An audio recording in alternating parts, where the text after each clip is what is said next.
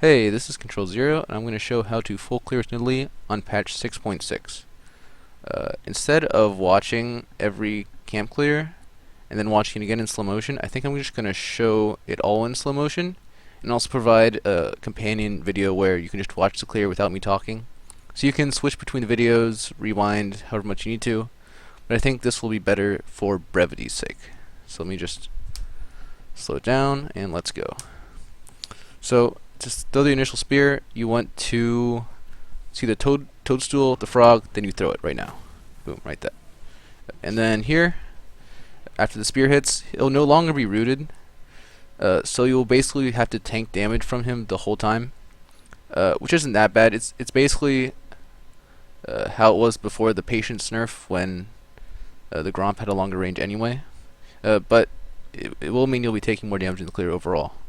That's why I've actually, let me talk about this real quick. I have switched from 12.18.0 to 12.0.18. So you'll notice some differences between this clear and the clear in patch 6.5. Those aren't actually because of... I'll try to point out when those are because of mastery changes or they're because of actual Nidalee balance changes. For example, with the Gromp here, I'm going to have to fit in 2 extra autos on him to kill it compared to what I had to do in patch 6.5. That's because I no longer have the same masteries. It's not because of the patch. Like the mastery changes kind of relate to the patch. Like before, you could get away with running more damage, less tank on Nidalee, because you could stay out of range in your first clear, range of a lot of the camps in your first clear. Now that's harder to do, so you can't do the same thing. Also, 12.0.18 is probably the better system, better way to go anyway. So anyway, here we go. So you want to auto, switch to Cougar form, smite, auto Q. You want to smite early here, assuming that you're not threatened by an invade of some sort, because you want to get most damage you can out of your Q. And you want to auto again. And then here you don't actually want to switch back to human form right away. You want to wait until your next auto. This is where I fit in one of the extra autos I need to. You can fit it in a bunch of places. Like you could fit it when you first spear and then you auto on your way up to the Gromp. You can fit it in another auto there before you switch to Cougar form. I fit it in here. It's personal preference really. Anyway, auto, human form, auto, and you want to get out your spear as fast as possible after you auto. This clear is good because there are good timings with when you throw your spear and when the camp dies. And if you want to make the clear as fast as possible, you want to be throwing your spear basically on cooldown and just comboing down the monsters in between. So the faster you can auto attack reset and switch between human and Cougar form, the better. And that's a lot of where, once you have the basics of this clear down, a lot of where the increased speed will come from. So spear, auto, you want to fit in 2 autos here. So auto, switch, auto Q, and then auto, human form, auto. And that's where you get in the second auto. Previously you didn't have to auto again after you switched to human form, but this auto takes almost no time to do because you get the auto attack reset from switching. So it's not so big of a deal. Again, if you have a leash, like say they just give you just ask them, hey, give me like a couple autos on this guy before you go to lane, you can speed up your clear by 1.5 seconds. And that's not because and as I said before, this clear is really reliant on spear cooldown. So as you can see here, my spear is already up. Ideally, you want it to be coming up right when you switch. So and it was also already up earlier because I had to take that extra Cougar form auto before I switched back. So ideally, you want your spear to be coming up right when you switch, and if you get a leash, you can manage to do that. Anyway, so that is the first camp. Second camp, let's go. So you want to throw your spear from right here. You don't want to kite this guy you don't want to kite the Gromp to the right. You don't want to kite him up. You want to basically just leave him here and kite him just a tiny bit here. And you want to just be able to see the 2 sentinels from where you're throwing the spear. There's actually a pretty annoying Nidalee bug where you can spear things and they won't get marked. I'll add like a streamable to something like that happening as an example. But basically, you need to make sure you see the two sentinels, but not the blue buff itself from where you throw the spear. Also, if you're having trouble angling the spear, like you're hitting this guy too much, try throwing it a little lower. I almost never accidentally hit this guy, but I have accidentally hit this guy before. So, just a word of advice. You have to throw the spear from back here just because of the mastery change. It will be... you'll need to fit in a couple extra autos here and there on this camp. On the other camps, it won't be so big of a deal, but on these two camps, it actually impacts it a bit. So you need to throw the spear from back here. So spear, and then for blue buff, you're basically doing the same thing every time. Your spear, then you're putting two autos on the blue, and you're switching to cougar form, and you're swiping, and then auto queuing, and then switching out. So here, I'll show you. So auto cougar form, swipe, auto queue, back out, auto, and your spear, and you're kiting it back to about here, so that you have a good vantage point on the wolves next. You also want to make sure that when you're swiping, you're hitting all these guys. It's very important. It's basically like getting 2 free autos on these guys every time you hit the swipe, so important that you do that. Auto queue, auto queue.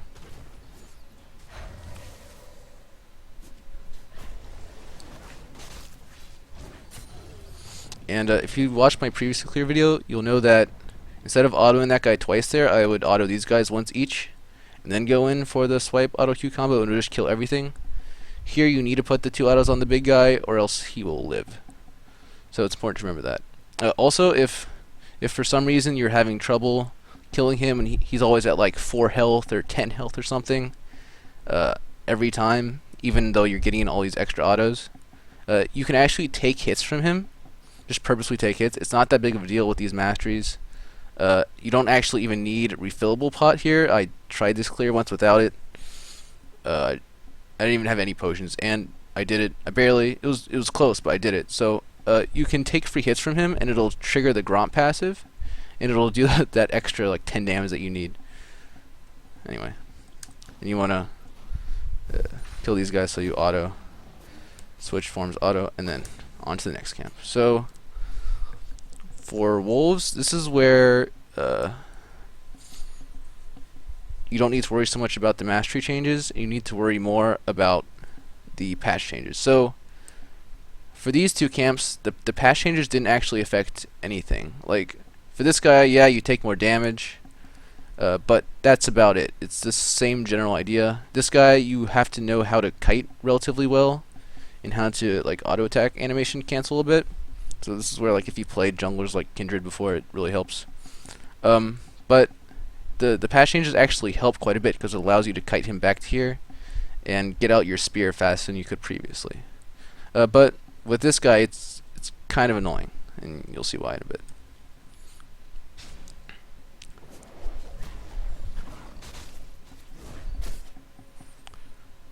And the reason why, I guess you can't really see why, it's a whole lot harder to click on the monsters now when they're not just in one place and they're the little guys everywhere. This is actually, once you get the mechanics of the clear down, this is actually the most annoying thing about this clear, is making sure you're clicking on the right monster. There have been a lot of times where I've accidentally like used my Q reform Q on a little guy, or like mostly it's just using Q reform Q on a little guy, or just autoing the wrong guy for a couple seconds. It's pretty annoying, but if you can manage to right click well, it's not such a big deal. Another thing is that sometimes the big wolf will get stuck behind the other two, like right here, and in that case you have to do some pretty tricky moving around so you can angle your spear correctly. But generally you'll get a pretty clear shot on him as long as you stay in the same place. So attack reset Q, and you want to be focusing the big guy here. Auto Q, back out. With this camp, you basically want to be switching between, basically whenever your ultimate cooldown is up, you just switch, as long as you've gotten off the relevant abilities, because you will almost always overkill this guy unless you miss a couple auto attack resets on him, and it's mostly these two little wolves that you're worried about. but you only deal with them at the end anyway, as long as you're hitting your swipes on them. So it's not a big deal if you miss damage on this guy, since you will overkill him. Anyway, so here you back out. You're kiting to the right. You want to put 1 auto each on the 2 little wolves. Switch back to reform E, and then just Q that guy. This guy's not a big deal. He'll just die every time as long as he has lip buff on him. Here, actually, you can save like, I don't know, half a second by skilling a point into W and jumping before you get here. But I didn't do that. You can now play better than me. Congratulations. Anyway, one thing I want to say, because of the mastery change, the clear's a little bit slower, so you will always run into this wave of minions. And to deal with getting creep blocked by them to very annoying lengths, you want to like micro click. I believe it's called DIing or something like that. So basically, if you're like watching my mouse, you want to be, I don't know if you can hear me clicking, but you want to like, I'm clicking as I move my mouse along here. You want to basically do really small clicks, not on the minions, but between them, and it will almost always avoid creep block. So anyway, here, this is also another place where the removing the rooting becomes relevant. You can't throw your spear from back here anymore. You have to throw it from around here, because you have to be right on this wall when your spear hits, or else you will not be able to make the jump over, because the big raptor will move down here. If you're having trouble making this jump either way, anyway, I recommend just looping this way and just starting from here. It will be like a second slower, but that's better than being 5 seconds slower, because you can't make that jump. So you want to jump, and I've had issues where right after I jump, sometimes I'll just get blocked here, and I can't even use my E for 2 seconds. So now every time I jump, I'll just do like a micro movement over to the right a tiny bit before I start my combo. I don't know if this is just me or if this is like a problem that a lot of people have, but I'm just going to point that out really quickly. So anyway, you jump, you E. You don't have to hit everything in the E. One of the benefits of this patch is that your W now does enough damage that you don't have to be so picky about what you hit with your abilities, since they'll as long as you hit them later on, the little monsters will die anyway. So anyway, so you E, and all the little guys will just die to your AoE, so you're only focusing the big guy. So you E, auto Q, switch back to human form as fast as possible, put down a trap as fast as possible, heal, jump back, jump again. Now here I just swiped, so I could have swiped and then pounced, like the auto attack canceled my swipe, but you should go back a tiny bit so you see pounce 1. So here I could auto attack, I could E and then pounce at the same time, and that would kind of cancel the pounce animation. But for one thing, this animation cancel seems to be less useful now that pounce no longer gives you an auto attack reset. I'm not sure if it's a bug or I'm just not keeping track of the internal auto attack cooldown timer all that well, but it seems like a lot of the times when I do this, I have to wait a bit to auto attack afterwards. But secondly, when there are little raptors this low, you don't even want to E pounce, because you won't get the reset from them, and you need that reset sometimes to in case you don't kill this guy when you're in cougar form. So I'll show you what I mean. So you jump, you get the reset, kill it. Sometimes when you auto Q this guy, say like you missed an auto or something went wrong, like you trapped a little raptor instead of a big one, you'll have to get an extra auto once you switched. And when you do that, you won't get your pounce cooldown reduction, which you need to jump over this wall, which is why you want to get that pounce cooldown reduction before, if you can. So anyway, after this, spear here, you want to make sure you hit this guy. This camp, you actually don't have to spear super close to the wall. You can just throw it when it's on cooldown. The camp will just move down this way. It'll make the jump trickier if he moves down, but it's still doable. So anyway, you jump, back out, rig auto Q. You smite when you jump in, because you want to get your pounce damage. Auto, switch auto. This is all kind of similar to what I've been showing you the whole time. You don't have to even hit these guys with all your abilities. Like here, I'm not gonna. I actually am going to swipe pounce, like, and I'm not gonna hit these guys with the swipe, which I would have had to do previously to kill them. But now I don't even have to do that. They'll just die because the pounce damage is increased, which is pretty nice. It takes away a lot of the margin for error for clearing later on, which is pretty nice. So anyway. And then also because they took away the auto attack reset from after you pounce, I just use Kuru form Q right away, and then switch to human form, and if it still has health, then I'll just auto it then. Usually it doesn't. Maybe about a fourth of the time it'll still have health, and you just get in that extra auto and you move along. Okay, on to the next camp. For this camp also, you can just throw your spear whenever the cooldown's up. Like whenever it comes off cooldown. This camp won't really move away. First of all, it's not that fast. Second of all, it's kind of moving sideways, not away from you.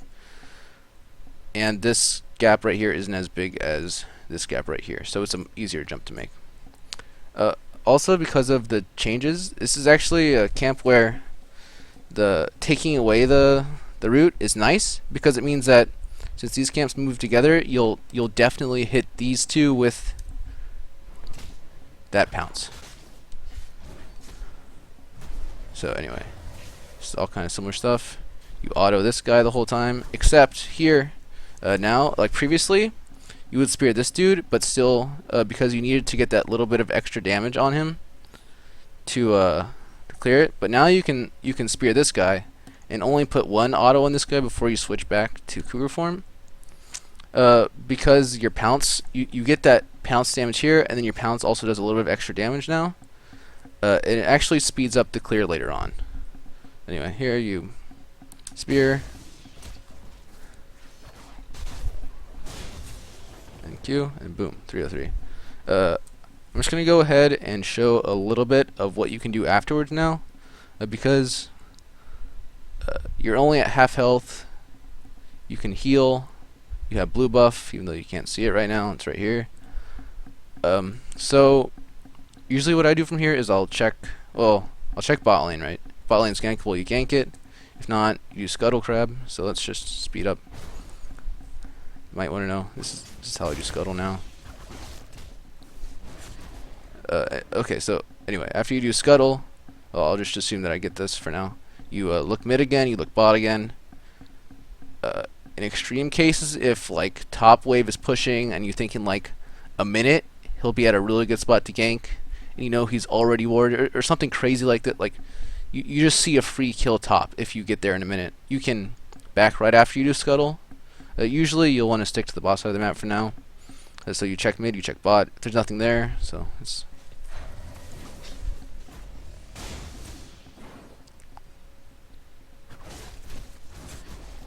If there's nothing there, then I will usually just walk into this jungle. Now because I am blue side, they'll most likely have started here, and this will not be up. It's possible that even Gromp will not be up quite yet, because you can tell that mine isn't up. Of course, I didn't get a leash, and my Gromp will be up in like 5 seconds or less. So it's likely theirs will be up. So you can go in and take that almost every time.